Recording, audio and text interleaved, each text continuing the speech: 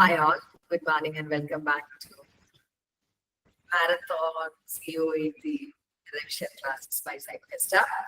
For COET upcoming 30th-നാണ്. ഇനി വളരെ കുറച്ച് ദിവസങ്ങളാണ് നമ്മുടെ കയ്യിലുള്ളത്. പക്ഷെ ഒരു ടെൻഷൻ വേണ്ട, നമ്മള് മെയിൻ ആയിട്ടുള്ള ഏരിയാസ് ഒക്കെ ഒന്ന് കവർ ചെയ്ത് പോവുകയും മെയിൻ ആയിട്ടുള്ള കാര്യങ്ങളിലൊക്കെ ഒരു നോളജ് ഉണ്ടാക്കുകയും ചെയ്തു കഴിഞ്ഞാൽ നിങ്ങൾക്ക് എളുപ്പത്തിൽ പാസ്സാവും. ബിക്കോസ് കഴിഞ്ഞ വർഷത്തിന് മുന്നത്തെ വർഷം വരെ ജനറൽ ക്വസ്റ്റ്യൻസ് ഉണ്ടായിരുന്നു. സോ അതായിരുന്നു ഒരു വലിയ കടമ്പ. ഈ പ്രാവശ്യം തൊട്ടിട്ട് ജനറൽ ക്വസ്റ്റ്യൻസ് ഇല്ല, ഒൺലി സൈക്കോളജി ക്വസ്റ്റ്യൻസ് ആണ്. അതിൽ നല്ലൊരു ശതമാനം വെയിറ്റേജ് ക്വസ്റ്റ്യൻസ് വരുന്ന ഒരു ഏരിയ ഇൻട്രൊഡക്ഷൻ ടു സൈക്കോളജി ആണ്. അതിന്റെ ടാസ്ക് ആൻസേഴ്സ് നമ്മൾ ഓൾറെഡി ഡിസ്കസ് ചെയ്തിട്ട് പബ്ലിക്ലി പോസ്റ്റ് ചെയ്താണ്, അത് ഞാൻ ഒന്നുകൂടി ഇട്ടുതരാം. പിന്നെ വരുന്ന ഏരിയാസ് ആണ് ഒന്ന് personality, learning, abnormal psychology, developmental psychology, sensation perception, emotion, motivation, intelligence. ഇതൊക്കെയാണ് അത്യാവശ്യം നന്നായിട്ട് ക്വസ്റ്റ്യൻസ് വരുന്ന ഏരിയ. സോ നമ്മൾ ഇന്ന് പ്രധാനപ്പെട്ട കുറച്ച് ക്വസ്റ്റ്യൻസും അതിന്റെ ആൻസേഴ്സുമാണ് നോക്കുന്നത്. ഇന്ന് മൊത്തം ക്ലാസ്സസ് ഉണ്ട് നമ്മള് കൃത്യമായിട്ടുള്ള ഇന്റർവെല്ലിലാണ് കൊടുക്കുന്നത്. അതില് 2 സെഷൻ ഫ്രീ ക്ലാസ് ആയിരിക്കും, ബാക്കി നമ്മുടെ സ്റ്റുഡൻസിനാണ് വരുന്നത്. ഇതിൽ നമ്മൾ കവർ ചെയ്യാൻ പോകുന്നത് ഒന്ന് പേഴ്സണാലിറ്റി, ഒന്ന് മോട്ടിവേഷൻ ഇമോഷന്, ഒരെണ്ണം ഇന്റലിജൻസ്. ഇന്ന് ഈ ഒരു 3 ഏരിയാസ് ആണ് നമ്മൾ നോക്കുന്നത് കേട്ടോ. ഓക്കെ, അപ്പോ പേഴ്സണാലിറ്റി ആദ്യം എന്താണെന്ന് നിങ്ങൾ മനസ്സിലാക്കും. ട്രയറ്റും പേഴ്സണാലിറ്റിയും. ട്രയറ്റ് എന്ന് പറയുന്നത് സ്വഭാവ ഗുണമാണ്. സ്വഭാവ ഗുണം, ട്രയറ്റിന്റെ ഒരു മലയാളം മീനിങ് പറയുകയാണെങ്കിൽ സ്വഭാവ ഗുണം. ദേഷ്യം, വാശി, അല്ലെങ്കിൽ അഡ്ജസ്റ്റബിൾ, ഇതൊക്കെ ട്രയറ്റ്സ് ആണ്, സ്വഭാവ ഗുണം. ഇനി പേഴ്സണാലിറ്റി എന്ന് പറഞ്ഞാൽ ഒരാള് യുണീക്ക് ആയിട്ടുള്ള, അതായത് അയാളുടെ അറ്റ്മോസ്ഫിയറിനോട് അല്ലെങ്കിൽ അയാളുടെ ചുറ്റുപാടിനോട് യുണീക്ക് ആയിട്ടേക്കും. സിമ്പിൾ എക്സാമ്പിൾ പറഞ്ഞുതരാം. നിങ്ങളൊരു 4 പേരൊരു ഹോസ്റ്റലിൽ കൊണ്ടു നിർത്തി. ഇപ്പൊ ഫോർ എക്സാമ്പിൾ ഐശ്വര്യ, ദിൽന, ആറഫ, തസ്ല, നിങ്ങൾ 4 പേരെയും ഒരേ ഹോസ്റ്റൽ റൂം, ഒരേ സൗകര്യങ്ങളോട് കൂടിയിട്ടുള്ള ഒരേ ഹോസ്റ്റൽ റൂമിൽ കൊണ്ടു നിർത്തി. പക്ഷെ തസ്ല അഡ്ജസ്റ്റ് ചെയ്ത പോലെ ആയിരിക്കില്ല അറഫ അഡ്ജസ്റ്റ് ചെയ്യുക. അറഫ പിന്നെ അല്ലെങ്കിൽ അഡാപ്റ്റ് ആവുന്ന പോലെ ആയിരിക്കില്ല നമ്മുടെ ദിൽന ചെയ്യുക. ദിൽനയെ പോലെ ആയിരിക്കില്ല ഐശ്വര്യ. ദർ വിൽ ബി എന്താ പറയാ ഡിഫറൻസ്. ഈ ഒരു സംഭവത്തിന്, അതായത് unique pattern of adjustment to his environment എന്ന് നമുക്ക് സിംപ്ലി പറയാം. അതാണ് പേഴ്സണാലിറ്റി എന്ന് പറയുന്നത്. ശരിക്കും പേഴ്സണാലിറ്റി എന്ന് പറയുന്നത് ഫിംഗർ പ്രിന്റ് പോലെയാണ്. അതായത് എന്റെ പേഴ്സണാലിറ്റിയിലുള്ള വേറൊരാള് ജീവിച്ചിരിക്കുന്നതാണ്. അത്രയും യുണീക്ക് ആണ് പേഴ്സണാലിറ്റി എന്ന് പറയുന്നത്. ഒത്തിരി തിയറീസ് ഉണ്ട് കേട്ടോ പേഴ്സണാലിറ്റിയുമായിട്ട് ബന്ധപ്പെട്ടിട്ട്. ഫസ്റ്റ് പേഴ്സണാലിറ്റി തിയറി പറഞ്ഞത് നമ്മുടെ സിഗ്മണ്ട് ഫ്രോയിഡ് ആണ്. ഫ്രോയിഡിന്റെ personality theory is very important.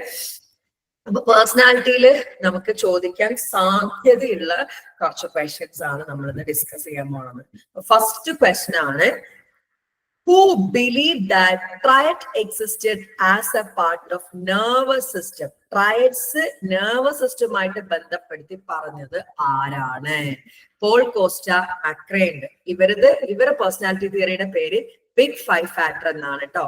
Paul കോസ്റ്റയുടെയും മാക്രേയുടെയും പേഴ്സണാലിറ്റി തിയറി ബിഗ് 5 ഫാക്ടർ. പിന്നെ ആൽപോർട്ട് ഉണ്ട്, കാറ്റലിന്റെ 16 PF ഉണ്ട്, റോജർ ഉണ്ട്. അപ്പൊ ട്രയറ്റിനെ നെർവസ് സിസ്റ്റവുമായിട്ട് ബന്ധപ്പെടുത്തി പറഞ്ഞത് ആൽപോർട്ട് ആണ്.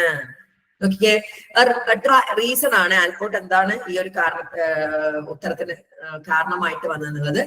Triad is a consistent enduring way of thinking, feeling or behaving. Triad theories attempt to describe personality in terms of a person's triad.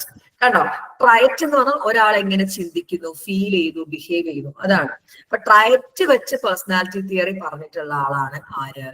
നമ്മുടെ ആൽപോർട്ട്. അതായത് നെർവസ് സിസ്റ്റവുമായിട്ട് ബന്ധപ്പെടുത്തി പറഞ്ഞിട്ടുള്ള ആളാണ് ആൽപോർട്ട്.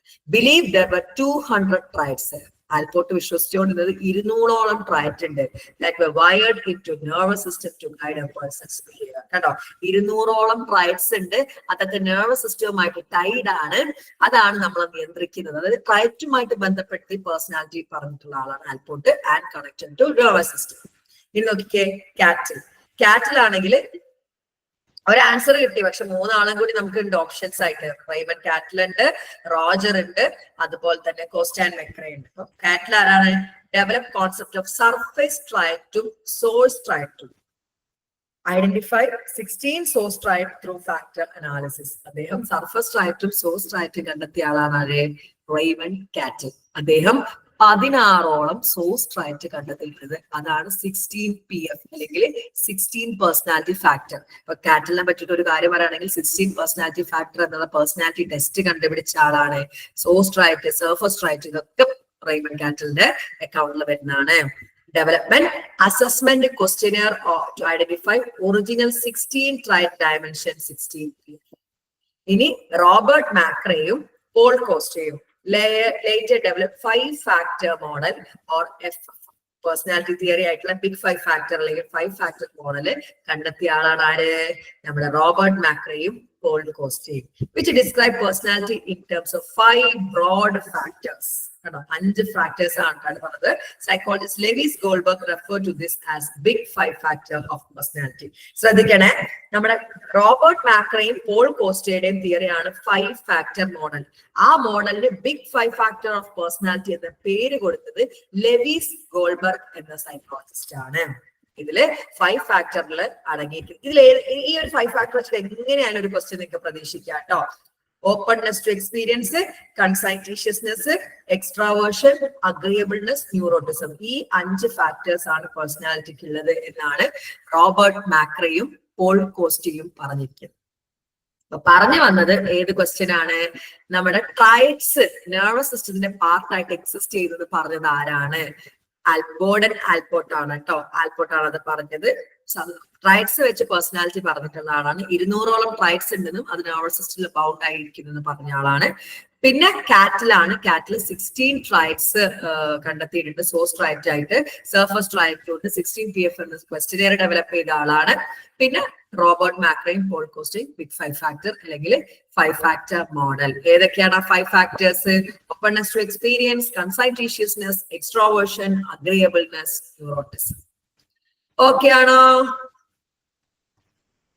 ഓക്കെ ആണോ? എല്ലാരും പറഞ്ഞ് ഫസ്റ്റ് ക്വസ്റ്റ്യൻ ഓക്കെ ആണോന്ന് പറ.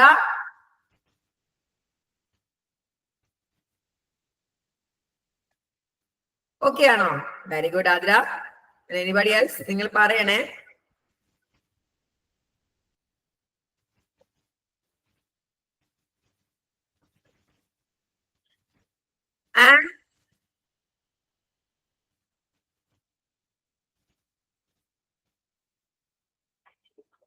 ഒന്ന് ഫാസിലിനെ കോണ്ടാക്ട് ചെയ്യാൻ എന്നെ വിളിച്ചോണ്ടിരിക്കുന്നത്, ഞാൻ ക്ലാസ്സിലാണ്. ഇനിയാണ് the unique way in which each individual think, acts and feels throughout life is called. കണ്ടോ, ഒരു മനുഷ്യൻ അയാൾ യുണീക് വേയിലായിരിക്കും ആക്ട് ചെയ്യുക, തിങ്ക് ചെയ്യുക, ഫീൽ ചെയ്യുക. ഇതിനെന്താണ് പറയാ? ഓഫ് കോഴ്സ് പേഴ്സണാലിറ്റിയുടെ ഡെഫിനേഷൻ ആണ് character, personality, temperament, unconscious. Personality ആണ് ഒരു മനുഷ്യൻ. ഇപ്പൊ ഞാൻ ചിന്തിക്കുകയും ആക്ട് ചെയ്യുകയും ഫീൽ ചെയ്യുന്നേം പോലെ. ഫോർ എക്സാമ്പിൾ, ഒരു ആക്സിഡന്റ് കണ്ടു, ഞാൻ ചിന്തിക്കുകയും ഫീൽ ചെയ്യും ആക്ട് ചെയ്യുന്ന പോലെ ആയിരിക്കില്ല ഷഹാനെ പോലെ ആയിരിക്കില്ല ആദ്രനെ പോലെ ആയിരിക്കില്ല ഫഹീമ. ഡിഫറൻസ് ഉണ്ട്. ഇതിനെയാണ് personality. Okay, temperament and character are both part of personality. കണ്ടോ, പേഴ്സണാലിറ്റിയുടെ 2 പാർട്സ് ആണ് ടെമ്പറമെന്റും ക്യാരക്ടറും. Character refers to value judgment made about person's morals. കേട്ടോ, ഷഹാൻ എടുക്കുന്ന മൊറാൽ കണ്ടിട്ട് ഷെവാനിനെ ജഡ്ജ് ചെയ്യണോ, അവൾ പാവാണ് അല്ലെങ്കിൽ അവൾ ദേഷ്യക്കാരിയാണ്. ഇതാണ് character. And temperament refers to enduring characteristics that a person is born with. ജനിക്കുമ്പോ തന്നെയുള്ള നമ്മുടെ ആ ഒരു ക്യാരക്ടറിസ്റ്റിക്സിനെയാണ് ടെമ്പറമെന്റ് എന്ന് പറയുന്നത്. മറ്റൊരാൾ നിങ്ങളുടെ മൊറയിൽ വെച്ച് നിങ്ങളെ വിശേഷിപ്പിക്കുന്നതാണ് ക്യാരക്ടറെങ്കിൽ, നിങ്ങൾ ജനിക്കുമ്പോ തന്നെയുള്ള നിങ്ങളുടെ ആ ഒരു എൻഡ്യൂറിങ് ക്യാരക്ടറിസ്റ്റിക്സിനെയാണ് ക്യാരക്ടർ എന്ന് പറയുന്നത്. ഇത് രണ്ടും പേഴ്സണാലിറ്റിയുടെ ഭാഗമാണ്. പേഴ്സണാലിറ്റി എന്താണ്? Unique way of individual things, acts, feels throughout life. Okay ആണോ? ഓക്കെ ആണോ? ഇനി നെക്സ്റ്റ് ക്വസ്റ്റ്യൻ ആണ്. In big 5 factor theory of personality, C stands for, ഇവിടെ ഓഷ്യൻ എന്നുള്ള ആക്രോണിമില് നമ്മള് ബിഗ് 5 ഫാക്ടറിനെ പറയാറുണ്ട്. Openness to experience, conscientiousness, extroversion, agreeableness, neuroticism. Okay, ഇവിടെ കൺസൈറ്റീഷ്യസ്നെസ് ഉണ്ട്, കൺസ്ട്രെയിൻനെസ് ഉണ്ട്, കോൺഷ്യസ്നെസ് ഉണ്ട്, കോംപ്ലക്സിറ്റി ഉണ്ട്. ഓഫ് കോഴ്സ് കൺസൈറ്റീഷ്യസ്നെസ് ആണ് ആൻസർ ആയിട്ട് വരുന്നത്. ഓഷ്യൻ എന്ന ആക്രോണിം. ഓ എന്താണ്? Openness to experience. കൺസൈറ്റീഷ്യസ്നെസ് എന്താണ്? സി. ഈ extraversion, A, agreeableness, and neuroticism. അവിടെ ഓപ്പൺനെസ് ടു എക്സ്പീരിയൻസ് എന്ന് പറയുന്നത് ലോ ആണെങ്കിൽ, അതായത് ഒരാൾക്ക് ഇമാജിനേഷൻ, ഫീലിംഗ്, ആക്ഷൻസ്, ഇതിനെയൊക്കെയാണ് ഓപ്പൺനെസ് ടു എക്സ്പീരിയൻസ് എന്ന് പറയുന്നത്. ഇത് ലോ ഉള്ള ആൾക്കാർ ഭയങ്കര പ്രാക്ടിക്കൽ ആയിരിക്കും, കൺവെൻഷൻ ആയിരിക്കും, റുട്ടീൻ പ്രിഫർ ചെയ്യുന്ന ആൾക്കാരായിരിക്കും കേട്ടോ. ഓപ്പൺനെസ് ടു എക്സ്പീരിയൻസ് ഉള്ളവർ മാറാൻ മടിക്കുന്നവരാണ്. അവരെപ്പോഴും പ്രാക്ടിക്കൽ, കൺവെൻഷണൽ ആയിട്ട് റുട്ടീൻ പ്രിഫർ ചെയ്യുന്ന ആൾക്കാരാണ്. നേരെ മറിച്ച് ഓപ്പൺനെസ് ഹൈ ഉള്ള ആൾക്കാർ ഭയങ്കര ക്യൂരിയസ് ആയിരിക്കും, വൈഡ് റേഞ്ച് ഓഫ് ഇൻട്രസ്റ്റ് ഉണ്ടാവും, ഡിപ്പെൻഡന്റ് ആയിരിക്കും. ഇനി അടുത്ത് കൺസൈൻറ്റീഷ്യസ്നെസ് ആണ്. അത് കോമ്പീറ്റൻസ്, സെൽഫ് ഡിസിപ്ലിന്, തോട്ട്ഫുൾനെസ്, ഗോൾ ഡ്രിവൺ ഒക്കെ. ഈ കൺസൈൻറ്റീഷ്യസ്നെസ് കുറഞ്ഞ ആൾക്കാർ, അതായത് ഒരാൾക്ക് പേഴ്സണാലിറ്റി ടെസ്റ്റ് ചെയ്തപ്പോൾ കൺസൈൻറ്റീഷ്യസ് കുറഞ്ഞെന്ന് പറഞ്ഞാൽ അയാൾ ഭയങ്കര ഇമ്പൾസീവ് ആയിരിക്കും, അയാൾ ഭയങ്കര കെയർലെസ് ആയിരിക്കും, ഒരു അടുക്കും ചിട്ടയിലാണ് ഡിസോർഗനൈസ്ഡ് ആയിരിക്കും. നേരെ മറിച്ച് കൺസൈൻറ്റീഷ്യസ്നെസ് ഹൈ ഉള്ള ആള്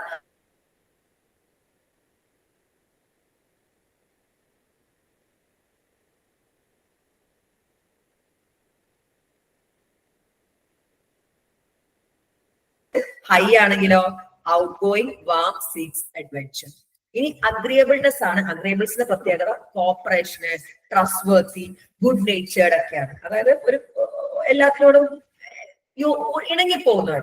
ഈ അഗ്രിയബിൾനെസ് കുറവുള്ള ആൾക്കാർ ഭയങ്കര ക്രിട്ടിക്കൽ ആയിരിക്കും, അൺകോപ്പറേറ്റീവ് ആയിരിക്കും, ഭയങ്കര സസ്പീഷ്യസ് ആയിരിക്കും. നേരെ മറിച്ച് അഗ്രിയബിൾ ഉള്ള ആൾക്കാർ ഹെൽപ്ഫുൾ ആയിരിക്കും, ട്രസ്റ്റിംഗ് ആയിരിക്കും, എംപതറ്റിക് ആയിരിക്കും. ഞാൻ കുറെ കൂടെ സൈക്കോളജിസ്റ്റ് ആയിട്ട് ഇരിക്കാനുള്ള ക്വാളിറ്റിയിൽ ഞാൻ വിശ്വസിക്കുന്നത് ഓപ്പൺനെസ്, അതുപോലെ തന്നെ ഓപ്പൺനെസ് ഹൈ ആയിരിക്കുക, എക്സ്ട്രോവേഷൻ കുറച്ച് ഹൈ ആയിരിക്കുക, അഗ്രിയബിൾനെസ് കുറച്ച് ഹൈ ആയിരിക്കുക എന്നൊക്കെ ഉള്ളത് ഞാൻ പറയുന്ന ഒരു കാര്യങ്ങളാട്ടോ. കോൺസൈൻറ്റീഷ്യസ്നെസ് ഞാൻ അങ്ങനെ പറയുന്നില്ല. ഓപ്പൺനെസ്സും എക്സ്ട്രോവേഷനും അഗ്രിയബിൾസും, എസ്പെഷ്യലി അഗ്രിയബിൾനെസ് ഒരു അതായത് ഒരു പേഴ്സണാലിറ്റി, നിങ്ങളെ പേഴ്സണാലിറ്റി നിങ്ങൾ ചെക്ക് ചെയ്യുക. അഗ്രിയബിൾ ആണെങ്കിൽ മാത്രമാണ് നിങ്ങൾക്ക് ഈ ഒരു പൊസിഷനിൽ വളരെ പാഷനേറ്റ് ആയിട്ട് ഇരിക്കാൻ പറ്റുക. ന്യൂറോട്ടിസം ആണ്. ടെൻഡൻസി ടുവേർഡ് അൺസ്റ്റേബിൾ ഇമോഷൻ ആണ്. ന്യൂറോട്ടിസം കുറഞ്ഞ ആൾക്കാർ കാം ആയിരിക്കും, ഈവൻ ടെമ്പേർഡ്, സെക്യൂർ ആയിരിക്കും. പക്ഷെ ന്യൂറോട്ടിസം കൂടുതലുള്ള ആൾക്കാർ anxious, unhappy, prone to negative emotions ആയിരിക്കും. ഇതാണ് ബിഗ് 5 ഫാക്ടർ. നമ്മുടെ റോബർട്ട് മാക്രേയുടെയും പോൾ പോസ്റ്റേയുടെയും തിയറി ആണ്. ഓഷ്യൻ എന്നുള്ള ആക്രണിമില് openness to experience, conscientiousness, extroversion, agreeableness, neuroticism. Okay ആണോ? ഓക്കെ ആണോ? Very good. ഇനി നോക്കിക്കേ, which of the following method would be never used by a behaviourist? ഇതില് ഒരു ബിഹേവിയറിസ്റ്റ് ഒരിക്കലും യൂസ് ചെയ്യാത്ത മെത്തേഡ് ഏതാണ്?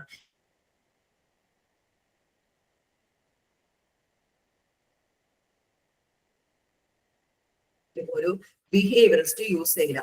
പ്രൊജക്റ്റീവ് ടെസ്റ്റ് എന്ന് പറഞ്ഞു കഴിഞ്ഞാല് പേഴ്സണാലിറ്റി ടെസ്റ്റ് ചെയ്യുന്ന ഒരു മെത്തേഡാണ്. വാഗ് ആയിട്ടുള്ള ഒരു പിക്ചറോ അല്ലെ ഒരു എന്താണ് ഒരു ഫോട്ടോയോ കാണിച്ചു തന്നിട്ട് അതിനെ കുറിച്ച് നിങ്ങളോട് സംസാരിക്കാൻ പറ്റും. എന്നിട്ട് അതിലൂടെ നിങ്ങളുടെ പേഴ്സണാലിറ്റി കണ്ടെത്തുന്ന മെത്തേഡാണ് പ്രൊജക്റ്റീവ് ടെസ്റ്റ്.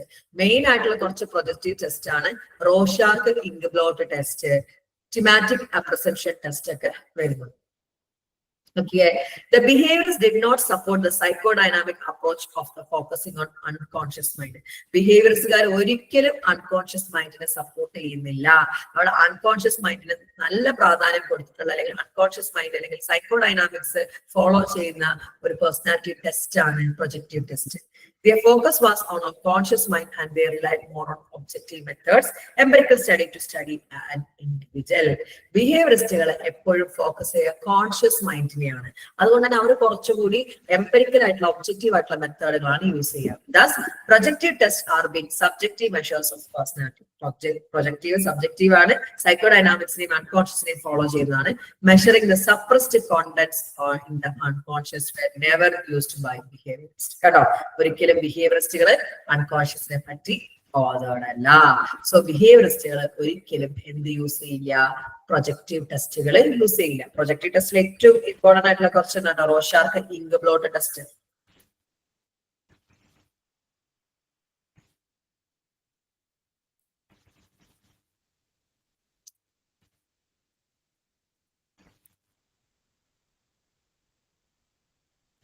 പിക്ചർ ഉണ്ടോ എന്ന് അറിയില്ല, ഉണ്ടെങ്കിൽ കാണിച്ചത്.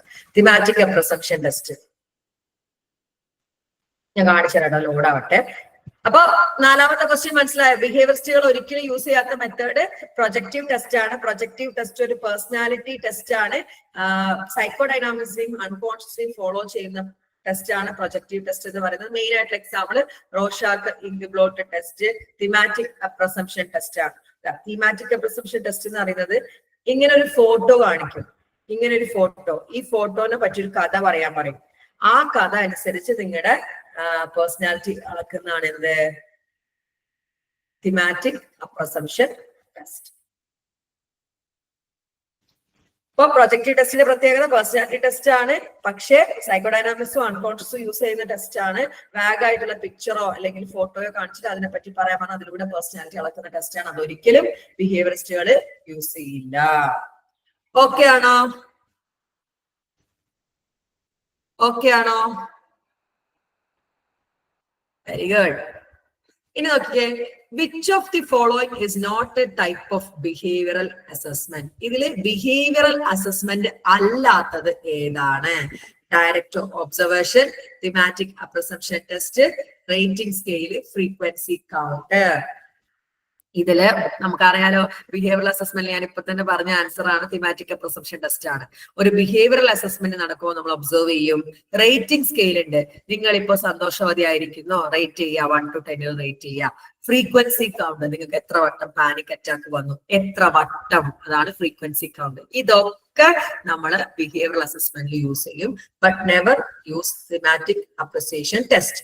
നോക്കിയേ, thematic apperception test, people often confuse personality and behavioral assessment and try to use them interchangeable. Personality behavioral ആൾക്കാർക്ക് ഭയങ്കര കൺഫ്യൂഷൻ ആണ്, രണ്ടും അങ്ങോട്ടും ഇങ്ങോട്ടും ഉപയോഗിക്കാറില്ല. പക്ഷേ in contrast to personality assessment, behavioral testing doesn't reveal core personality type. Main ആയിട്ടുള്ള കാര്യമാണ്, ഒരിക്കലും ബിഹേവിയറൽ അസസ്മെന്റിൽ പേഴ്സണാലിറ്റി കണ്ടെത്താൻ പറ്റില്ല. ഇൻസ്റ്റെഡ് അവിടെ ബിഹേവിയർ മാത്രമാണ്. Instead it reveals how an employee acts in environment. അതായത് അവരുടെ ബിഹേവിയർ മാത്രമാണ് ബിഹേവിയറൽ ടെസ്റ്റിലൂടെ കിട്ടുക, പേഴ്സണാലിറ്റി കിട്ടില്ല. In other words, personality is one half of the equation. The other half is how the personality responds to a particular situation. Here, TAT is a personality inventory, while others don't measure personality but the behavior of a person. No, ഈ ബാക്കിയുള്ള മൂന്നെണ്ണം behaviour ആണ് നോക്കുക, പക്ഷെ TAT മാത്രമാണ് personality നോക്കുക. So ഇതില് behavioural അല്ലാത്തത് TAT മാത്രമാണ്. ഓക്കെ ആണോ? ഓക്കെ ആണോ? ഇനി നോക്കിക്കേ, which of the following is based on 5-factor model? 5-factor മോഡലുമായിട്ട് ബന്ധപ്പെട്ടുള്ളത് ഇതിൽ ഏതാണ്? NEOPI ഉണ്ട്, MMPI ഉണ്ട്, MBTI ഉണ്ട്, 16th CFP ഉണ്ട്. ഇതില് MMPI winners multiphasic personality inventory ആണ്. അതുപോലെ തന്നെ 16 പേഴ്സണാലിറ്റി ഫാക്ടർ ഒക്കെയാണ്. ഇതില് NEOPI ആണ് ബിഗ് 5 ഫാക്ടറുമായി ബന്ധപ്പെട്ടുള്ള ക്വസ്റ്റ്യനെയർ. ഓക്കെ, റോബർട്ട് മാക്രെയും പോൾ കോസ്റ്റയും develop big 5 model of personality. A self-report questionnaire was developed to measure people standing on each factor. അതായത് പോൾ കോസ്റ്റയും റോബർട്ട് മാക്രെയും എന്ത് ചെയ്തു? ബിഗ് 5 ഫാക്ടർ അല്ലെ, OCEAN, openness to experience, conscientiousness, extraversion, agreeableness, neuroticism, ഈ 5 factors കണ്ടെത്തി. ഈ 5 ഫാക്ടർ മനുഷ്യരിൽ ടെസ്റ്റ് ചെയ്യാൻ വേണ്ടിയിട്ട് ഏത് ഫാക്ടറാണ് ഒരാളിൽ കൂടുതലായിട്ട് നിൽക്കുന്നത് എന്ന് മനസ്സിലാക്കാൻ വേണ്ടിയിട്ട് ഒരു സെൽഫ് റിപ്പോർട്ട് ക്വസ്റ്റ്യനെയർ ഉണ്ടാക്കിയിട്ടുണ്ട്. What's the speciality of self report? എന്നെ പറ്റി ഞാൻ തന്നെ റിപ്പോർട്ട് ചെയ്യുന്നതിനെയാണ് സെൽഫ് റിപ്പോർട്ട് ക്വസ്റ്റ്യനെയർ. ഇപ്പൊ ഐശ്വര്യ ഒരിക്കൽ ക്വസ്റ്റ്യനെയർ തരുന്നു, ഞാൻ വായിച്ചിട്ട് എന്നെ പറ്റി ഞാൻ തന്നെ അത് ഫില്ല് ചെയ്യുകയാണെങ്കിൽ അതാണ് self report questionnaire. This questionnaire in NEOPI was named for the first 3 factors measured in the first edition. അതായത് ഈ പേര് വരാനുള്ള കാര്യം, ആദ്യത്തെ ഈ 5 ഫാക്ടറുമായിട്ട് ബന്ധപ്പെട്ട ക്വസ്റ്റ്യനെയറിൽ 3 ഫാക്ടേഴ്സ് ആണ് നോക്കിയത്.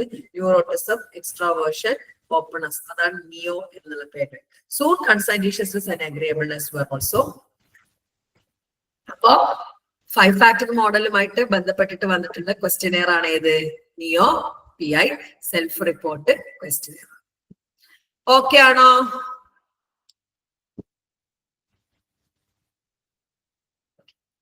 ഇനി റോഷാർക്ക് ടെസ്റ്റ് ഹാസ് പീക്ക്. റോഷാർക്ക് ഞാൻ പറഞ്ഞല്ലോ ഒരു പ്രൊജക്റ്റീവ് ടെസ്റ്റ് ആണ്.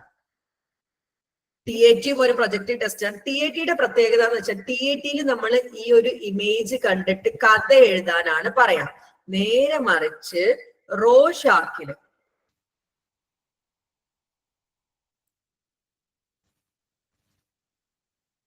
ഇതാട്ടോ റോഷാക്കില് ഇങ്ങനെയുള്ള ഇങ്ക് ബ്ലോട്ട് കാണിച്ചു കൊടുത്തിട്ട് അതിനെപ്പറ്റി പറയാനാണ്. കഥയല്ല, അതിനെപ്പറ്റി മനസ്സിൽ തോന്നുന്നത് എന്താണ് എങ്ങനെയാണെന്നൊക്കെ പറയാനാണ് കഥ പറയാനില്ല. TAT-യില് പിക്ചർ കണ്ടിട്ട് കഥ എഴുതാനാണ് പറയെങ്കിൽ റോഷാക്ക് ഇങ്ക് ബ്ലോട്ടിൽ എന്താ പറയാ, ഇത് ജസ്റ്റ് കണ്ടിട്ട് ഇതിനെപ്പറ്റി പറയാനാണ് പറയുന്നത്.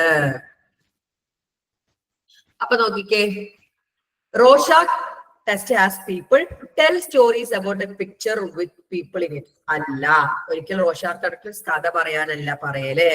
രണ്ടാമത്തതോ, answer hundreds of questions about your feelings and thoughts. ഒരിക്കലുമല്ല. Perform task while and observe watches through one way mirror. മിററിലൂടെ കണ്ടിട്ട് പെർഫോം ചെയ്യാനാണ്. അതുമല്ല. Look at their ambiguous visual stimuli and tell what they think it is. കണ്ടോ, ഒരു ആംബിഗീഷ്യസ് ആയിട്ടുള്ള എന്താന്ന് മനസ്സിലാവാത്ത ഒരു പിക്ചർ കണ്ടിട്ട് അതിനെപ്പറ്റി സംസാരിക്കാനാണ് പറയണം. ഒന്നും മനസ്സിലാവാത്ത ഒരു പിക്ചർ തന്നിട്ട് അതിനെപ്പറ്റി സംസാരിക്കാൻ പറയുന്ന ടെസ്റ്റ് ആണ് Rorschach ink blot test. Okay, the Rorschach test is a psychological personality test created by Swiss psychoanalyst. Swiss psychoanalyst Hermann Rorschach 1921 developed a personality test ആണ് Rorschach ink blot test. The test features a wide variety of different abstract and symmetrical ink blots. കുറച്ച് ink blots ആണ് ഉള്ളത്. Depending upon what the test subject sports, the psychologist can evaluate what they mean regarding the person's personality and emotional state. ഓരോരുത്തരും ഇത് കണ്ടിട്ട് എന്താണെന്ന് പറയുന്നു അതിനനുസരിച്ച് അവിടെ പേഴ്സണാലിറ്റി കാണാം. അപ്പൊ ഇത് കണ്ടിട്ട് ഇടുപ്പല്ലാണെന്ന് പറയുന്നവരുണ്ട്, മാസ്ക് ആണെന്ന് പറയുന്നവരുണ്ട്, കുറുക്കന്റെ മുഖം പോലെ പറയുന്നുണ്ട്, ചിത്രശലഭമായിട്ട് പറയും. പിന്നെ ഓരോ ഉത്തരത്തിനനുസരിച്ച് ഓരോരുത്തരുടെ പേഴ്സണാലിറ്റി പറയാൻ വേണ്ടി പറ്റും. Since there is no right or wrong, there is ശരി തെറ്റൊന്നുമില്ല in Rorschach test, the possibilities of what can be seen are almost limitless. എന്ത് വേണമെങ്കിലായിട്ട് കാണാം. അങ്ങനെയാണ് റോഷാക്ക് ഇങ്ക് ബ്ലോട്ട്. അപ്പോ ഒരു വാഗ് ആയിട്ടുള്ള അംബിഗേഷ്യസ് ആയിട്ടുള്ള വിഷ്വൽ സ്റ്റിമുലേ കാണിച്ച് അതെന്താണെന്ന് പറയുന്നതിലൂടെ ഒരാളുടെ പേഴ്സണാലിറ്റി കണ്ടെത്തുന്ന മെത്തേഡാണ് റോഷാർക്ക് ഇങ്ക് ബ്ലോട്ട് ടെസ്റ്റ്. അതൊരു പ്രൊജക്റ്റീവ് ടെസ്റ്റ് ആണ്. ഡെവലപ്പ് ചെയ്തത് ഹെർമൻ റോഷാർക്ക് 1921 ആണ്. ഓക്കെ ആണോ? ഓക്കെ ആണോ? Very good. ഇനി അടുത്ത് നോക്കിയേ, how many source traits did Cattell use in developing his personality? Personality development inventory എത്ര സോഴ്സ് ട്രൈറ്റുകളാണ്? ഓഫ് കോഴ്സ് 16 ആണ്. അതുകൊണ്ടാണ് 16PF എന്നുള്ള പേര് പറഞ്ഞത്. നോക്കിക്കേ, in Raymond Cattell's theory of personality, one way of classifying trait is surface trait ഉം source trait. രണ്ട് രീതിയിലാണ് cattle ട്രൈറ്റുകളെ തരംതിരിച്ചിട്ടുള്ളത്. Source trait must be inferred through statistical techniques such as factor analysis. ഈ source traitകൾ കണ്ടെത്തുകയാണെങ്കിൽ നമ്മൾ factor analysis ടെക്നിക്കിലൂടെ കണ്ടെത്താൻ പറ്റുള്ളൂ. Whereas surface trait can be observed directly. Surface trait നമുക്ക് observe ചെയ്യാം, പക്ഷെ സോഴ്സ് ട്രൈറ്റ് നമുക്ക് ഒബ്സർവ് ചെയ്യാൻ പറ്റില്ല. അത് ടെസ്റ്റിലൂടെ കണ്ടെത്തണം. According to Cattell, source trait can be considered the building blocks of personality. ഈ സോഴ്സ് ട്രൈറ്റിനെയാണ് ബിൽഡിംഗ് ബ്ലോക്ക് എന്ന് വിളിക്കാറുള്ളത്. And are responsible for the surface trait seen in individuals. ഈ സോഴ്സ് ട്രൈറ്റുകൾ കൂടി ചേർന്നിട്ടാണ് സർഫസ് ട്രൈറ്റ് ആയിട്ട് മാറുന്നത് എന്നാണ് പറഞ്ഞിട്ടുള്ളത്. സോഴ്സ് ട്രൈറ്റ് നമുക്ക് എന്ത് ചെയ്യാൻ പറ്റും? ഒബ്സർവ് ചെയ്യാൻ പറ്റും. 16. Overall, Cattell identified 16 source traits in his research on basic personality. അപ്പൊ കാറ്റലിന്റെ പേഴ്സണാലിറ്റിയിൽ എന്താണ്? സർഫേസ് ട്രൈറ്റും സോഴ്സ് ട്രൈറ്റും. ഈ സോഴ്സ് ട്രൈറ്റ് എന്ത് ചെയ്യണം? ഫാക്ടർ അനാലിസിസിലൂടെ കണ്ടെത്താൻ പറ്റുള്ളൂ. സർഫേസ് ട്രൈറ്റ് നമുക്ക് എന്ത് ചെയ്യാം? ചുമ്മാ ഒബ്സർവ് ചെയ്യാൻ കണ്ടെത്തും. പക്ഷെ സോഴ്സ് ട്രൈറ്റ് ആണ് എന്ത്? Building block of personality. അത് കാറ്റലിൽ കണ്ടെത്തിയത് 16 എണ്ണമാണ്. ഓക്കെ ആണോ? ഓക്കെ ആണോ? പറഞ്ഞേ. ഒരു മൊത്തം ഏരിയ ആട്ടോ നമ്മൾ ഡിസ്കസ് ചെയ്ത്, വെറും ക്വസ്റ്റ്യനും ആൻസറും പറഞ്ഞു പോകല്ല. അതിന്റെ കാര്യ സഹിതമാട്ടോ നമ്മൾ പറയുന്നത്. The striving for fulfillment of one's potential is called. ഒരാളുടെ ഹയസ്റ്റ് ഓഫ് ദി പൊട്ടൻഷ്യലിലേക്ക് എത്തുന്നതിന് എന്താണ് പറയാ? സ്ട്രൈവ് ചെയ്യുക അതിന്. ഇപ്പൊ അത് ഒറ്റ വാക്കുള്ള സെൽഫ് ആക്ച്വലൈസേഷൻ, നമ്മുടെ അബ്രഹാം മാസ്ലോയുടെ തിയറിയിലെ പിരമിഡിലെ അഞ്ചാമത്തെ സ്റ്റേറ്റ് ആണ് സെൽഫ് ആക്ച്വലൈസേഷൻ എന്ന് പറയുന്നത്. നമ്മളിൽ നമ്മളായിട്ട് ഇരിക്കുക, നമ്മുടെ ഫുള്ളസ്റ്റ് ഓഫ് ദി പൊട്ടൻഷ്യലില് യൂസ് ചെയ്യുക. എനിക്ക് എന്താണോ കഴിവ് അത് ഞാൻ യൂസ് ചെയ്യുക, ഞാനായിട്ടിരിക്കുക. അതാണ് സെൽഫ് ആക്ച്വലൈസേഷൻ. സെൽഫ് കോൺസെപ്റ്റോ സെൽഫ് എഫിക്കസിയോ ഐഡിയൽ സെൽഫോ ഒന്നല്ല, സെൽഫ് ആക്ച്വലൈസേഷൻ ആണ്. Okay, self-actualization is the realization or fulfillment of one's talent and potential. ഞാൻ ആരാണെന്ന് തിരിച്ചറിയാം, എനിക്ക് എന്താ വേണ്ടിയത് തിരിച്ചറിയാം, എന്റെ കഴിവുകൾ ഞാൻ തിരിച്ചറിയാം, അതിനു വേണ്ടി സ്ട്രൈവ് ചെയ്യാം. അതാണ് സെൽഫ് ആക്ച്വലൈസേഷൻ. നേരെ മറിച്ച് self concept refers to people's characteristics idea about who they are and they what they like are. കണ്ടോ, ക്യാരക്ടറിസ്റ്റിക്സ് ഐഡിയ, ഞാൻ അഫയാണ്, എനിക്ക് ഇതാണ്, ഞാൻ എന്നെ പറ്റി ഞാൻ വർണ്ണിക്കുന്നതാണ് എന്ത് സെൽഫ് കോൺസെപ്റ്റ് എന്ന് പറയുന്നത്. നേരെ മറിച്ച് സെൽഫ് എഫിക്കസി എന്ന് പറയുന്നത് എന്റെ കഴിവിലുള്ള എന്റെ വിശ്വാസത്തെയാണ്. Yes, I'm a good psychologist, I'm a good psychology teacher, I know how to. ഇപ്പം ഒന്നും അറിയാത്ത ഒരു സൈക്കോളജി സ്റ്റുഡന്റ് ആണ് നിങ്ങൾ, അതായത് ഇപ്പം നിങ്ങളൊക്കെ majority of U third years ആയിരിക്കാം. അപ്പോ നിങ്ങൾക്ക് ഒരു പരിചയം ഉണ്ടാവില്ല, ഒരു പേഷ്യന്റിനെ കിട്ടിയാൽ എങ്ങനെ ഡീൽ ചെയ്യും, നിങ്ങൾ എങ്ങനെയായിരിക്കും ഒരു പേഷ്യന്റിനോട് പെരുമാറുക, അല്ലെങ്കിൽ സൈക്കോളജിസ്റ്റ് ആയിട്ടിരിക്കുമ്പോൾ ചാലഞ്ചസ്, വർക്ക്സ്, ഏതൊക്കെ മെഡിസിൻസ് ആണ് സൈക്യാട്രിസ്റ്റ് പ്രിസ്ക്രൈബ് ചെയ്യുക, ഇതിനെ പറ്റി ഒന്നും നിങ്ങൾക്ക് ഒരു ധാരണ ഇല്ലെങ്കിൽ നിങ്ങൾ എന്റെ അടുത്ത് വന്നു കഴിഞ്ഞാൽ ഞാൻ നിങ്ങളെ ഒരു ബഡിങ് സൈക്കോളജിസ്റ്റ് ആക്കി പോളിഷ് ചെയ്ത് തന്നിരിക്കും. ഇതിന്റെ വാക്കാണ് my self efficacy. It is the belief we have in our own abilities, specifically our ability to beat the challenges ahead of us and complete a task successfully. ഒരു task എങ്ങനെ successfully complete ചെയ്യണം, ഒരു challenge എങ്ങനെ മറികടക്കണം, ഇതിലൊക്കെ എനിക്ക് എന്നെ കുറിച്ച് തന്നെയുള്ള വിശ്വാസത്തിനെയാണ് സെൽഫ് എഫിക്കസി എന്ന് പറയുന്നത്. ഇത് കൂടാതെ ഹ്യൂമനിസ്റ്റിക് സൈക്കോളജിസ്റ്റ് ആയിട്ടുള്ള കാൾ റോജർ ഉണ്ട്. അദ്ദേഹം ഒരാൾക്ക് രണ്ട് സെൽഫ് ഉണ്ട് എന്നാണ് പറഞ്ഞിരിക്കുന്നത്, റിയൽ സെൽഫും ഐഡിയൽ സെൽഫും. ഇപ്പൊ സമൂഹത്തിന് വേണ്ടിയുള്ള ഞാനാണ് ഐഡിയൽ സെൽഫ്, അച്ഛന് വേണ്ടിയുള്ള അഫ, അമ്മയ്ക്ക് വേണ്ടിയുള്ള അഫ, ഭർത്താവിന് വേണ്ടിയുള്ള അഫ, മക്കൾക്ക് വേണ്ടിയുള്ള അഫ, കൂട്ടുകാർക്ക് വേണ്ടി, അവർക്കൊക്കെ അനുസരിച്ച് ഞാൻ നിൽക്കുകയാണെങ്കിൽ അതെന്റെ ഐഡിയൽ സെൽഫാ. ഞാനായിട്ടിരിക്കാതെ എന്റെ ഇഷ്ടം, എന്റെ താല്പര്യം, അതാണ് റിയൽ സെൽഫ്. ആ റിയൽ സെൽഫിനെയും ഐഡിയൽ സെൽഫിനെയും പറ്റി പറഞ്ഞത് ഹ്യൂമനിസ്റ്റിക് സൈക്കോളജിസ്റ്റ് ആയിട്ടുള്ള കാൾ റോജർ ആണ്.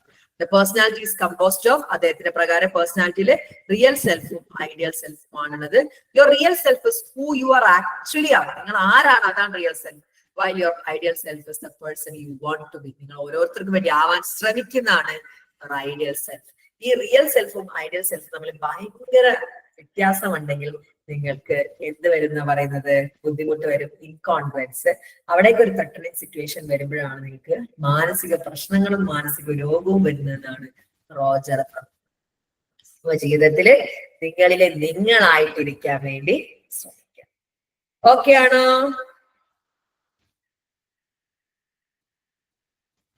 Very good. ഓക്കെ, പത്താമത്തെ ക്വസ്റ്റ്യൻ ആണ്. Research has begun to show some support for which of Freud's concept. റിസർച്ചില് ഫ്രോയിഡിന്റെ കോൺസെപ്റ്റ് ഏതിനാണ് സപ്പോർട്ട് കിട്ടിയത്? The existence of an inter ego and super ego ആണോ? The order of the psychosexual stages ആണോ? The concept of unconscious mind ആണോ? Existence of Oedipus complex ആണോ? ഇവിടെ ശ്രദ്ധിക്കേണ്ട കാര്യം, ഫ്രോയിഡിന് ഒറ്റ കാര്യത്തിൽ മാത്രമേ സപ്പോർട്ട് കിട്ടിയിട്ടുള്ളൂ, അത് ദ കോൺസെപ്റ്റ് ഓഫ് അൺകോൺഷ്യസ് മൈൻഡിന് മാത്രമാണ്. അല്ലാണ്ട് അദ്ദേഹത്തിന്റെ ഇൻഡു ഈഗോ, സൂപ്പർ ഈഗോക്കോ, സൈക്കോസെക്ഷൽ സ്റ്റേജസിനോ, ഈഡിപ്പൽ കോംപ്ലക്സ്, ലെക്ട്ര കോംപ്ലക്സിനോ ഒന്നും എന്ത് കിട്ടിയിട്ടില്ല, റിസർച്ചിന്റെ സപ്പോർട്ട് കിട്ടിയില്ല. ആകെ അൺകോൺഷ്യസ് മൈൻഡ് നമുക്കുണ്ട് എന്നുള്ള കാര്യത്തിൽ മാത്രമാണ് ഫ്രോയിഡിന്റെ സപ്പോർട്ട് കിട്ടിയിട്ടുള്ളത്. ഇനി, which structure of personality according to Freud works on the reality principle? Reality പ്രിൻസിപ്പിളിൽ വർക്ക് ചെയ്യുന്ന ഘടകം ഏതാണ്? Id, ego, super ego, libido. Of course ഈഗോയാണ് ഇവിടെ. ഇഡ് പ്ലഷർ പ്രിൻസിപ്പിൾ ആണ്, ego reality, super ego morality. ഇവിടെ ലിബിഡോ എന്ന് പറയുന്നത് സെക്ഷൽ എനർജീനെ ഫ്രോയിഡ് വിളിച്ച പേരാണ് ലിബിഡോ. ഓക്കെ ആണോ? പറഞ്ഞേ ഓക്കെ ആണോന്ന്. ഇനി നോക്കിയേ, Freud's emphasis on sex and sexual development was mostly due to. ഈ ഫ്രോയിഡ് സെക്സിനെയും സെക്ഷൽ ഡെവലപ്മെന്റിനെയും ഭയങ്കര എംഫസിസ് ചെയ്യാനുള്ള കാരണം എന്താണ്? His own problems with sexuality, the culture within which he had his patient existed at the time, An increase in sexual deviancy across Europe in 19th century, the influence of his colleagues. B ആണ് culture with which, അതായത് അദ്ദേഹം ജീവിച്ചൊരു culture ആയിരുന്നു അദ്ദേഹത്തിന് main ആയിട്ട് ഈ സെക്സിനെ പറ്റി, സെക്ഷുവാലിറ്റിനെ പറ്റിയിട്ടൊക്കെ സംസാരിക്കാൻ കൂടുതൽ പ്രാധാന്യം നൽകിയത്. നോക്കിയേ, Freud's Austria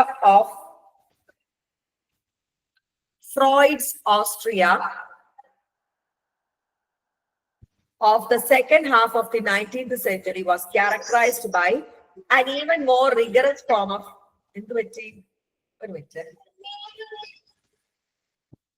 ക്ലാസ്സിലാണ് അമ്മ വരാം കേട്ടോ. എവിടെ പറ്റി?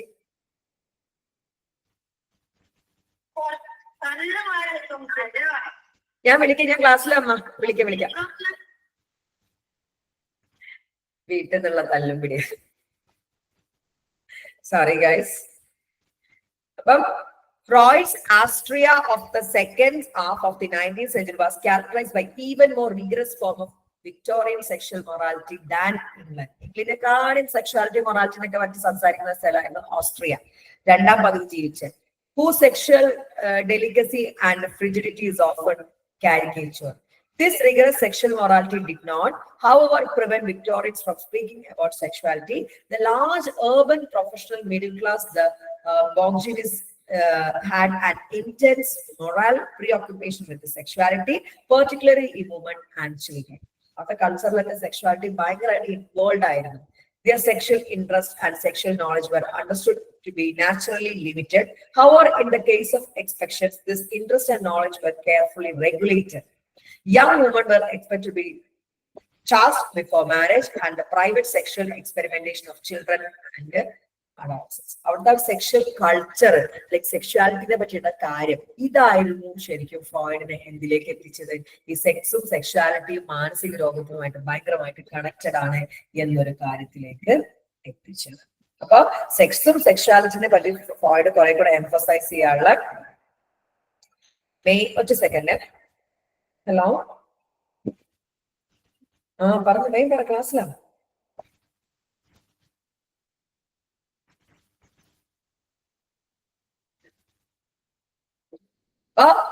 Sexual and sexual development emphasize ചെയ്യാനുള്ള മെയിൻ കാരണം culture within which he and his patient existed at the time. ആ സമയത്ത് നിന്നുള്ള ആ കൾച്ചറും കാര്യങ്ങളായിരുന്നു മെയിൻ ആയിട്ടും അതിലേക്ക് എത്തിച്ചത്.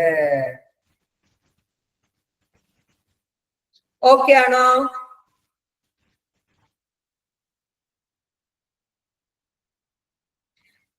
ഇനി a socially acceptable reason for actions that are really based on motives behind to be socially unacceptable is known as defense mechanism ആണ്. അതായത് സോഷ്യൽ ആക്സെപ്റ്റബിളി ശരിക്കും ഒരാളെ അടിക്കാൻ നമുക്ക് അടിച്ചാൽ പക്ഷെ അൺആക്സെപ്റ്റബിൾ ആണ്. ഞാൻ ഒരാളെ തല്ലാന്ന് പറയുന്നത് അൺആക്സെപ്റ്റബിൾ ആണ്. പക്ഷെ എന്തോ ഒരു സാധനം മോട്ടിച്ച ആളെ നമ്മൾ തല്ലാണെങ്കിൽ അത് ആക്സെപ്റ്റബിൾ ആണ്. തല്ലാന്നുള്ള നമ്മളെ റേജ് നമ്മൾ അവിടെ തീർക്കുകയാണ്. സോഷ്യലി അൺആക്സെപ്റ്റബിൾ ആയിട്ടുള്ള സാധനം ആക്സെപ്റ്റബിൾ ആക്കി റീസന്റെ പുറത്ത് മാറ്റാം. മധുവിന് അങ്ങനെയാണ് കൊന്നത് അല്ലേ? അതായത് അടിക്കാന്നുള്ളതും ചവിട്ടാന്നുള്ളതും തെറ്റായിട്ടുള്ള കാര്യം, പക്ഷെ സോഷ്യലി ആക്സെപ്റ്റബിൾ ആക്കി മാറ്റാം. അത്തരത്തിലുള്ള ഒരു ഡിഫൻസ് മെക്കാനിസം ആണ് റാഷണലൈസേഷൻ എന്ന് പറയുന്നത്. ഒരുപാട് ഡിഫൻസ് മെക്കാനിസം ഉണ്ട്. Regression, reaction formation, projection, rationalisation, displacement, ഡിനെ.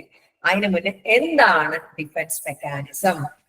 നമുക്ക് ഈഗോ എടുക്കുന്ന ഒരു സ്ട്രാറ്റജിയാണ് ശരിക്കും ഡിഫൻസ് മെക്കാനിസം എന്ന് പറയുന്നത്. അതായത് നമ്മുടെ റിയാലിറ്റി പ്രിൻസിപ്പിൾ ആയിട്ടുള്ള ആൻസൈറ്റി കുറയ്ക്കാൻ വേണ്ടി നമ്മുടെ ഈഗോ എടുക്കുന്ന ഒരു സ്ട്രാറ്റജിയാണ് ഡിഫൻസ് മെക്കാനിസം എന്ന് പറയുന്നത്. ഒരു ഡിഫൻസ് മെക്കാനിസം ആണ് റിഗ്രഷൻ. അതായത് റിഗ്രഷൻ എന്ന് പറയുന്നത് എന്താണ്? ഒരു മുന്നത്തെ സ്റ്റേജിലേക്ക് തിരിച്ചു പോവാന്നുള്ള അർത്ഥമാണ് റിഗ്രഷന് വരുന്നത്. അവിടെ എനിക്കൊരു കേസ് പേഴ്സണലി വന്നിട്ടുണ്ടായിരുന്നേ. ഒരു 10 വയസ്സുള്ള മോനാ, അവൻ എപ്പോഴും കൈ കുടിച്ചുകൊണ്ടിരിക്കും. അപ്പം ഞാൻ മോനോട് ശരിക്കും റിഗ്രഷൻ എനിക്ക് മനസ്സിലായിട്ടുള്ള ശരിക്കും ഒരു അവസരമായിരുന്നു കേട്ടോ. ശരിക്കും എന്ന് പറഞ്ഞു കഴിഞ്ഞാല് ആ ഒരു കേസ് അതായത് ആ മോൻ ഒരു 9 വയസ്സൊക്കെ ഉള്ളപ്പോഴാണ് വീട്ടിലെല്ലാവർക്കും കൊറോണ വന്നു.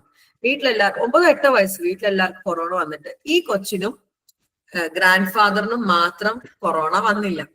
അങ്ങനെ ഈ കൊച്ചു ഗ്രാൻഡ് ഫാദറും ഒരുമിച്ചും ബാക്കി എല്ലാവരും മുകളിൽ ക്വാറന്റൈനിലും ആയിരുന്നു. ഈ കൊച്ചു ഗ്രാൻഡ് ഫാദറും മാത്രം താഴെ.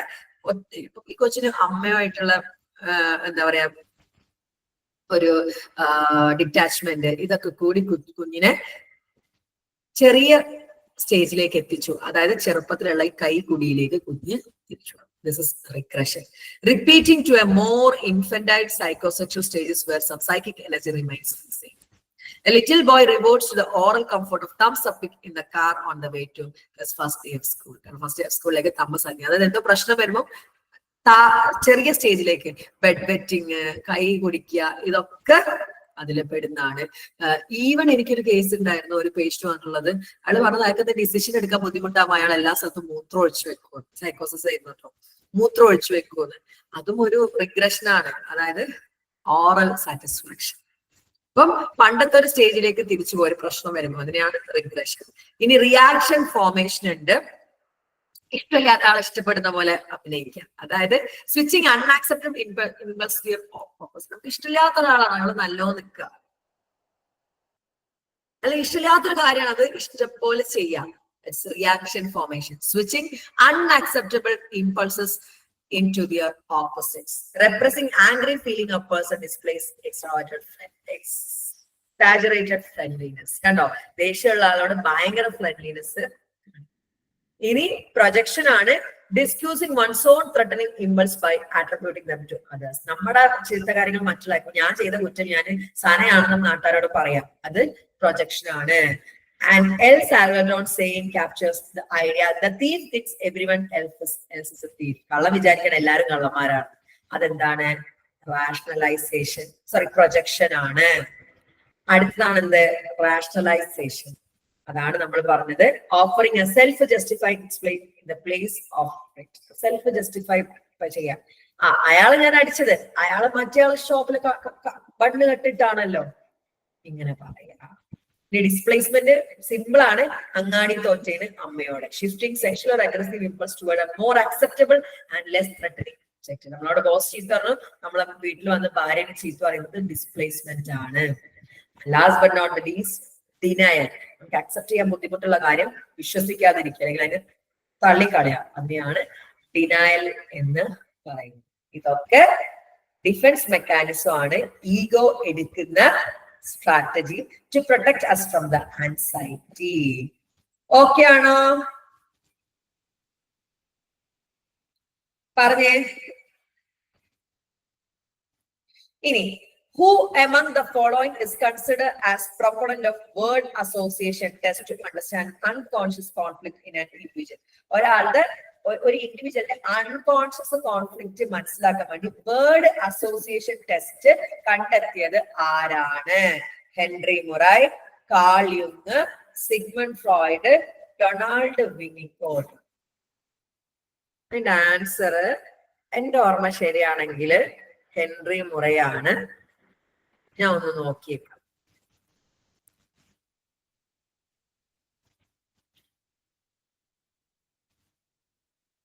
തെറ്റാണോ എന്നൊരു ഡൗട്ട് ഉണ്ട്. Who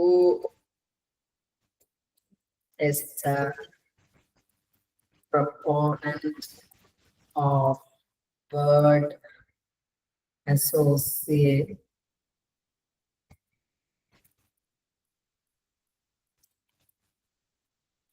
test in psychology? Yes, right. എൻ്റെ ഒരു ഓർമ്മ ഇവിടെ കുറിച്ചിരിക്കുന്നത് കാളിയുങ് എന്നാണ്. അപ്പൊ പിന്നെ സിഗ്മണ്ട് ഫ്രോയിഡ് തന്നെ ആവാനാണ് ചാൻസ്.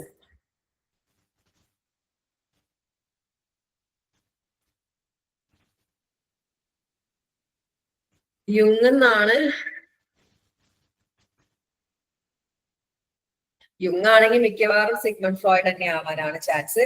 ഈ വേർഡ് അസോസിയേഷൻ ടെസ്റ്റിന്റെ കാര്യം ഞാൻ ഒന്നും കൂടെ നോക്കിയിട്ട് പറയാം. ഇതിൽ കൊടുത്തിരിക്കുന്നത് സിഗ്മണ്ട് ഫ്രോയിഡ് ആണ്. നെറ്റിലും കാര്യങ്ങളൊക്കെ കാൾ യുങ് എന്നാണ് പറയുന്നത്. ലെറ്റ്സ് സീ, ഞാൻ ഒന്നുകൂടി നോക്കിയിട്ട് പറഞ്ഞുതരാം കേട്ടോ. ഒന്നുകൂടി നോക്കണം വേർഡ് അസോസിയേഷൻ ടെസ്റ്റ് കേട്ടോ. Okay, the concept of locus of control was given by ആരാണ് locus of control എന്ന കോൺസെപ്റ്റ് എനിക്ക് എന്റെ കാര്യത്തിൽ തന്നെയുള്ള കൺട്രോളിനാണ് ലോക്കസ് ഓഫ് കൺട്രോൾ എന്നത്. The degree to which people believe that they as opposed to external forces. ഇപ്പൊ എനിക്ക് പുകവലി എന്നുള്ള ദുശീലമുണ്ട്, അത് എനിക്ക് തന്നെ കൺട്രോൾ ചെയ്യാൻ പറ്റും. എന്നെ ഒരു ദൈവമോ എന്റെ ഭർത്താവോ എന്നെ ആരും അല്ല കൺട്രോൾ ചെയ്യാൻ, എന്റെ കൺട്രോൾ എന്റെ കയ്യിലാണ് എന്നുള്ള പറയുന്നതാണ് ലോക്കസ് ഓഫ് കൺട്രോളിന്റെ, അല്ലെങ്കിൽ എന്റെ കൺട്രോൾ അല്ല. അപ്പൊ ഈ ഒരു കോൺസെപ്റ്റ് ജൂലിയൻ റോട്ടറിൻ്റെതാണ്. Locus of control is the degree to which people believe that they, as opposed to external force beyond their influence, have control over the outcome of event by their lives. എന്റെ കാര്യത്തിൽ control എനിക്കാണെന്ന് വിശ്വസിക്കുന്നതിനെയാണ് locus of control. The concept was developed by Julian B. Rotter in 1954 and has since become an aspect of personality psychology. The locus of control personality psychology ഒരു aspect ആണ്. എനിക്ക് എന്റെ കഴിവുകളിൽ തന്നെയുള്ള വിശ്വാസത്തിനെയാണ്, അല്ലെങ്കിൽ എന്റെ കാര്യങ്ങൾ എന്റെ കൺട്രോൾ ആണ് എന്നുള്ളതിനെയാണ് locus of control എന്ന്. Is that okay, makkals? What's locus of control? Okay ആണോ? Okay ആണോ? ഇനി നോക്കിക്കേ, the 16 personality factor 16 PF questionnaire was developed by Gordon Alport ആണ്. Gordon W. ഇനി the following is true of normative approach to personality. Normative approachുമായിട്ട് true ആയിട്ട് കിടക്കുന്നത് എന്താണ്? Okay, all people are governed by the same basic behavioral principle. ഇതാണ് നോമതെറ്റിക്കല്. Reason പറഞ്ഞുതരാം. The normative approach to personality see individual as a group. Nomothetic approach to personality ഇൻഡിവിജ്വലിനെ group ആയിട്ടാണ് കാണുന്നത്. അതുകൊണ്ടാണ് all people are governed by same basic behavioral principle. നമ്മൾ എല്ലാവർക്കും same basic behavioural principle ആണ് എന്ന് പറയുന്നത്. Because nomothetic approaches to personality കാണുന്നത് ഇൻഡിവിജ്വലിനെ ഗ്രൂപ്പ് ആയിട്ടാണ്. That is all people having some collective characteristics. നമ്മൾ മനുഷ്യന്മാർക്ക് എല്ലാവർക്കും കൂട്ടത്തോടെ ഒരേ ക്യാരക്ടറിസ്റ്റിക്സ് ഉണ്ടെന്നാണ് നോമതെറ്റിക് അപ്രോച്ചിൽ പറയുന്നത്. രണ്ട് അപ്രോച്ചാണ്. Whereas idiographic approach to personality focus more on the individual and their uniqueness. പേഴ്സണാലിറ്റിയുടെ രണ്ട് അപ്രോച്ചാണ്, നോമതെറ്റിക് അപ്രോച്ചും ഇഡിയോഗ്രാഫിക് അപ്രോച്ചും. ഈ ഇഡിയോഗ്രാഫിക് അപ്രോച്ചിൽ പറഞ്ഞത് നമ്മൾ ഓരോരുത്തരും യൂണീക്ക് ആണെന്നാണ്. പക്ഷെ നോമതെറ്റിക് അപ്രോച്ചിൽ പറയുന്നത് എല്ലാവർക്കും ചില കാര്യങ്ങൾ സെയിം ആയിട്ടുണ്ട്, അതൊരു ഗ്രൂപ്പ് പോലെയാണ് കാണുന്നത്. അതുകൊണ്ടാണ് all people are governed by the same basic behavioral principle എന്ന് പറയും. ഓക്കെ ആണോ? ഓക്കെ ആണോ? നോക്കിയേ, the rechanneling of sexual or aggressive impulses in a socially acceptable direction is known as. കണ്ടോ, റീഡയറക്റ്റിംഗ് അഗ്രസീവ് സോഷ്യലി പറഞ്ഞോ എന്താണ് അഗ്രസീവ് ആയിട്ടുള്ള acceptable അല്ലാത്തത് സോഷ്യലി അക്സെപ്റ്റബിൾ ആയിട്ട് മാറ്റുന്നത് സബ്ലിമേഷൻ ആണ്. അതായത് sexual or aggressive impulse socially acceptable ഡയറക്ഷനിലേക്ക് കൊണ്ടുവന്നതിന് നമ്മൾ സബ്ലിമേഷൻ അല്ലെങ്കിൽ റിഗ്രഷൻ എന്നും. ഇനി the neo personality inventory consists of the following number of facets. neo personality inventory അല്ലെങ്കിൽ big 5 factor inventoryയിലെ എത്ര ഫേസെറ്റ്സ് ഉണ്ട് എന്നാണ് ചോദിക്കുന്നത്. 30 ഫേസെറ്റ്സ് ആണ്. Okay, the revised neo personality inventory neo PIR neo personality inventory revised. neo personality inventory revised is a personality inventory that examines a person's 5 personality traits. ഏതൊക്കെയാണ്? openness to experience, conscientiousness, extroversion, agreeableness, and neuroticism. In addition, the neo PIR also reports 6 subcategory of each big 5 factor. അതായത് 5 5 ഫാക്ടറിന്റെ ഓരോന്നിന്റെയും 6 കാര്യം, അതാണ് 30 എന്ന് വരുന്നത്. ഈ കൺസൈന്റേഷൻസിന്റെ 6 sub category, ഓപ്പൺനെസിന്റെ 6, അങ്ങനെ 5 × 6 30. ഈ സബ് കാറ്റഗറിനെയാണ് നമ്മൾ ഫേസെറ്റ് എന്ന് വിളിക്കുന്നത്. NeoPI published by Costa and McRae consists of 6 facets of each factor, 13 total. ഓരോന്നിനും 6 facets and in total 30 facets. Okay ആണോ? ഈ ഒരു ടാസ്ക് സീരീസിലെ ലാസ്റ്റ് ക്വസ്റ്റ്യൻ ആണ്. Personality trait that describe the degree to which an individuals is reason, responsible, dependable, persistent, achievement oriented ആണ്, dutiful ആണ് എന്നുള്ളതിലേക്ക് എന്താണ് പറയാ? റെസ്പോൺസിബിൾ, ഡിപ്പെൻഡന്റ്, പെർസിസ്റ്റന്റ് ആണ്, അച്ചീവ്മെന്റ് ഓറിയന്റഡ്. ഒന്നുമല്ല, കൺസൈറ്റീഷ്യസ്നെസ് ആണ്. എക്സ്ട്രാവേർഷൻ, ഔട്ട് ഗോയിങ് ആണ്. അഗ്രേബിൾനെസ് എല്ലാവർക്കും ട്രസ്റ്റ് വർത്തി ഒക്കെ ആയിട്ടിരിക്കുക എന്നുള്ളത് ഓപ്പൺനെസ്, ക്രിയേറ്റിവിറ്റിയും കാര്യങ്ങളാണ്. കൺസൈറ്റീഷ്യസ്നെസ് ആണ് എന്ത്? Responsible, dependable, persistent and achievement oriented. Okay ആണോ? ഓക്കെ ആണോ? അപ്പം ഇന്നത്തെ ഈ ഒരു ഫസ്റ്റ് ടാസ്കിൽ നമ്മൾ കുറെ കൂടി പരിചയപ്പെട്ടിട്ടുള്ളത് ബിഗ് 5 ഫാക്ടറും ഓരോ പേഴ്സണാലിറ്റിയുടെ മെയിൻ ആയിട്ടുള്ള കുറച്ച് കാര്യങ്ങളാണ്. ഇനി പേഴ്സണാലിറ്റിയുടെ 2 ടാസ്ക് സീരീസും കൂടെ നമുക്ക് വരുന്നുണ്ട്. അപ്പോഴേക്കും പേഴ്സണാലിറ്റിയിൽ ഏത് ക്വസ്റ്റ്യൻ വന്നാലും അറ്റൻഡ് ചെയ്യാൻ പാകത്തില് നിങ്ങൾ ആവും. അപ്പൊ ഇന്ന് നമുക്ക് ഇനി പേഴ്സണാലിറ്റി നാളെ ആട്ടോ വരാം. നമ്മള് മാരത്തോൺ സീരീസ് ആയിട്ടാണ് ഇന്ന് 2 സീരീസും കൂടി വരുന്നുണ്ട്. ഒരു സീരീസ് നിങ്ങൾക്ക് ഫ്രീ ക്ലാസ് ആയിട്ടായിരിക്കും, ഒരു സീരീസ് നമ്മുടെ കുട്ടികൾക്ക് മാത്രമായിട്ടായിരിക്കും. അപ്പൊ സെക്കൻഡ് സീരീസിന്റെ ടൈം നമ്മൾ അറിയിക്കുന്നതാണ്. അത് മോട്ടിവേഷൻ, ഇമോഷൻ ആയിരിക്കും നമ്മൾ ഡിസ്കസ് ചെയ്യുന്നത്. എല്ലാവരും റെഡി ആയിട്ടിരിക്കുക. മോട്ടിവേഷൻ, ഇമോഷൻ ഭയങ്കര ഇമ്പോർട്ടന്റ് ആണ്. ഒത്തിരി ക്വസ്റ്റ്യൻസ് വരുന്ന ഏരിയ ആണ്. എങ്ങനെ പേഴ്സണാലിറ്റിനെ പറ്റിയിട്ട് ക്വസ്റ്റ്യൻസ് എങ്ങനെ വരാന്നൊരു ചെറിയ ധാരണയെങ്കിലും കിട്ടിയോ?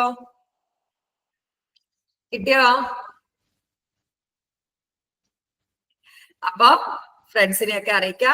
നാളെ നിങ്ങൾക്ക് ഫ്രീ ക്ലാസ് ഉണ്ടായിരിക്കും. അടുത്ത സെഷന്റെ ടൈം നമ്മള് ഗ്രൂപ്പില് അപ്ഡേറ്റ് ചെയ്യുന്നതാണ്. the session was productive and informative.